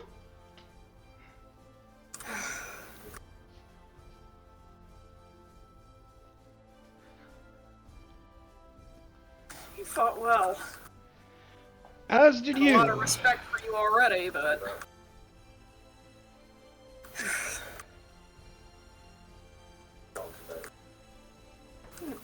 Oh, I can't, actually. I was gonna say I drop a Cure Wounds, I'm gonna drop a Cure Wounds on myself. I can't. I have no spell slots left. You can I'm see. all out of juice. You can see. He can see you reaching towards your holy symbol instinctively before he says, and then Dullahan says, "We are both spent. Come, aid us." As then some of the clerics will go like, "Oh, right, yeah," and walk over and cure all of your wounds. With the Okay. possible exception of the slash across his stomach from the first strike, if he would like to keep it as a scar.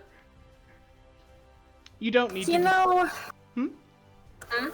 Go ahead, go ahead. You know... I think he probably... Well... I think he probably would, yeah, honestly. It's like, well, that was an experience I don't want to forget. Jesus. Fantasy Jesus. Congratulations, Derek. The Divinely Favored. You have a new title. Oh, cool.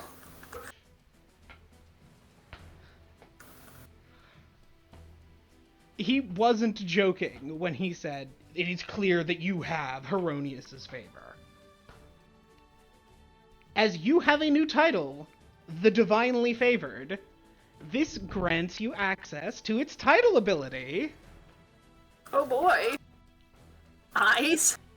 Remember the Divine Favor spell I said that was from 3.5. Hmm. This title comes with that spell.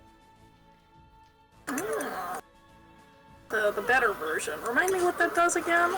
Divine Favor is a first level spell that is not concentration and grants you +1 to attack and damage rolls for every 3 levels of Paladin you have.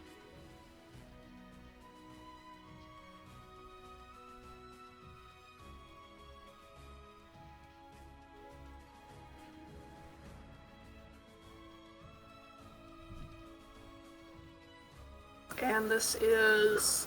I gain access to it as a spell, I assume, or... Correct. Okay, cool.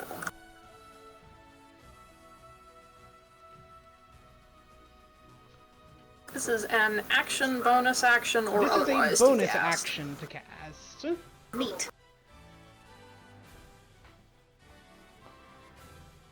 It lasts for 1 minute.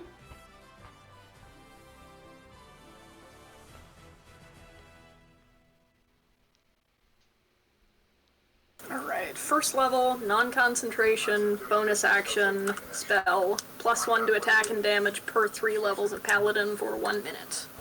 Correct. Perfect. I'll put that in my actual spells later. So I believe because you just hit 8th level, right now it's +2.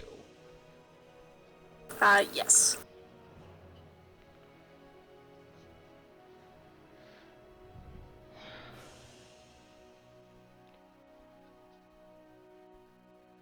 You can see everyone in the room sort of a bit taken aback, but cheering. And eventually, however, Devlor will approach and say, I apologize for my suspicion. I cannot doubt the favor Mitra's demonstrated during this. The smite, the eyes, the sword.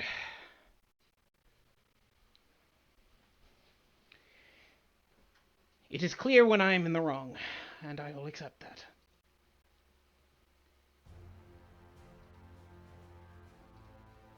That's better than many already. I don't blame you for your suspicion. I may be harsh, but I am just. I will not carry on down a false path simply for my ego. I respect that. I'll offer a hand to clasp, like... Yeah, he will clasp your hand. He's like, look, I respect y'all's whole gig. I was a little annoyed with it, but, like, I do respect it.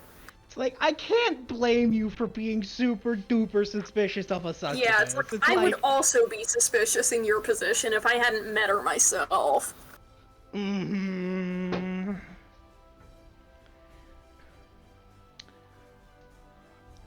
I need to point out, I cannot get over how much the dice were in your favor during that. Both of the times he should have hit you but didn't, he rolled natural ones. Oh my gods. For real? Mm-hmm. Oh my gods. That's what was happening the dice, there. I mean, fuck, that's the dice, like, knowing what is correct for the story, though, ain't it? It really is. Oh, dice gods, my beloved, sometimes. Sometimes.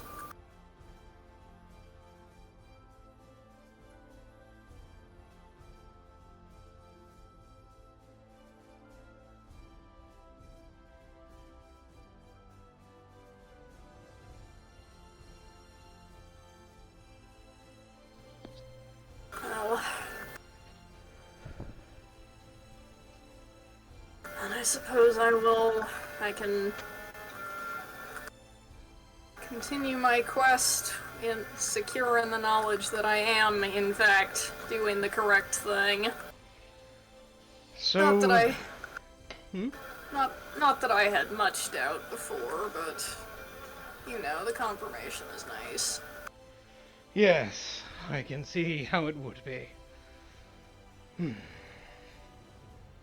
It is good to have you amongst our ranks. It's good to be here. I believe you were worried after her concern about how long it would take you to get there? To get back? Yes. I think I should probably get back, but first, if I might have a word, Aurora? Yes, sure. I can speak with you while we head out? Nods like, yeah, that works. She will stand up and come over and start guiding you through the cathedral. I'm glad that ended the way it did. That worked quite well. Yeah, you and I both. I was not expecting such a clear demonstration of favor, but I wasn't expecting it to be quite as explicit either. I expected to win, but not quite like that. Kind of like one cannot, like, thoughtfully run a hand over one's eyes, really. That's not how anatomy works, but just kind of, like, runs a hand over his face, like, huh. you can, like, thoughtfully touch, like, your eye ridges, like the tops of your eye sockets, I guess? But, Maybe. yeah.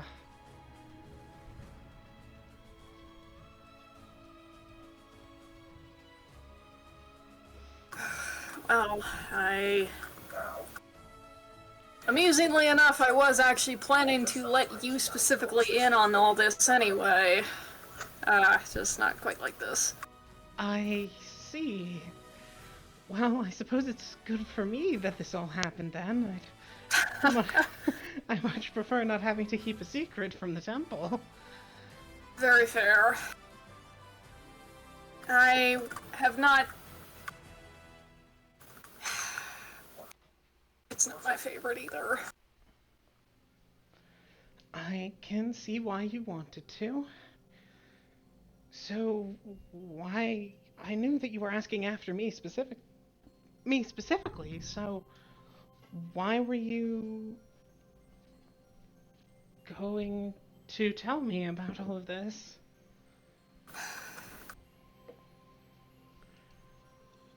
The, Penance. Her name is Penance. She was... She can stay for up to 24 hours per summoning, but it's difficult, so she usually goes back somewhere around hour 16, and I call her back in the morning. But last night... Seriously? Sorry, the cat. Sorry, the cat decided to start scratching on the couch. Like it's normal.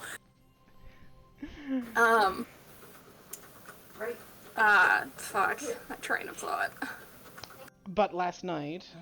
But last night, while she was out and thus capable of being summoned, someone else got her. She was badly hurt, although that's healed, but while she's capable of healing herself, Why does this cat look at me with a bull? she has...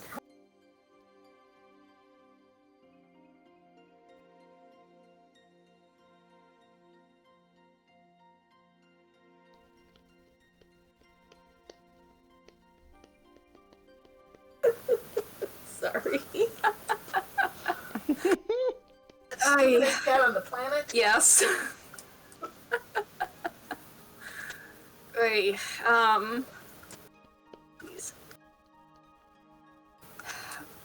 she is capable of healing herself, but it scars pretty badly. And while she'd like to get rid of it, and normally would get rid of scars like that at home, well, air quotes, at home,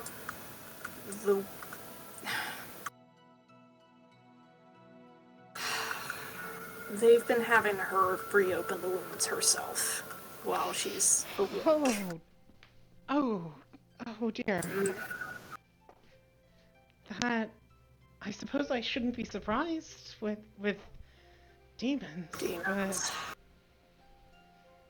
She wasn't aware you could do it while not conscious for it. Until I told her. I see. And while I probably could help, I'm not an expert, and I would probably do more damage than is necessary, and it would just be better to have someone who's better at it than I am do it. And I also don't have a way to knock her out. Yes, I couldn't imagine asking you to do that when she wasn't under. Given clearly how much you care. I'm not transparent, huh? Just kind of with a slightly self-deprecating laugh. You did just duel the most powerful paladin in the city.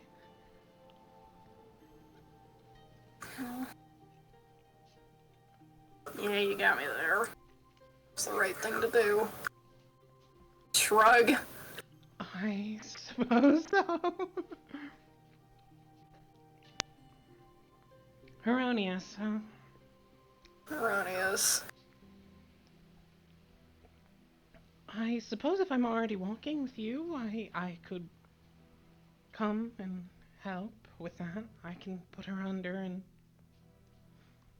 heal the scars. I'd appreciate that. Thank you.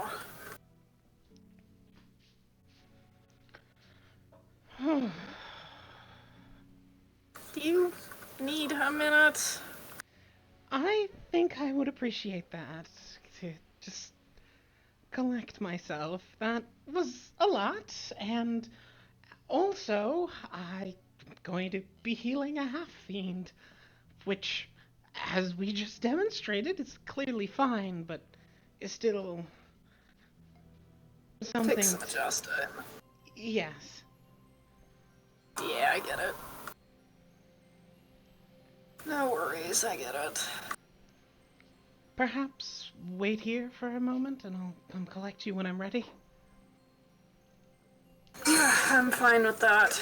I could probably use a second to pray anyway, after all that. I understand.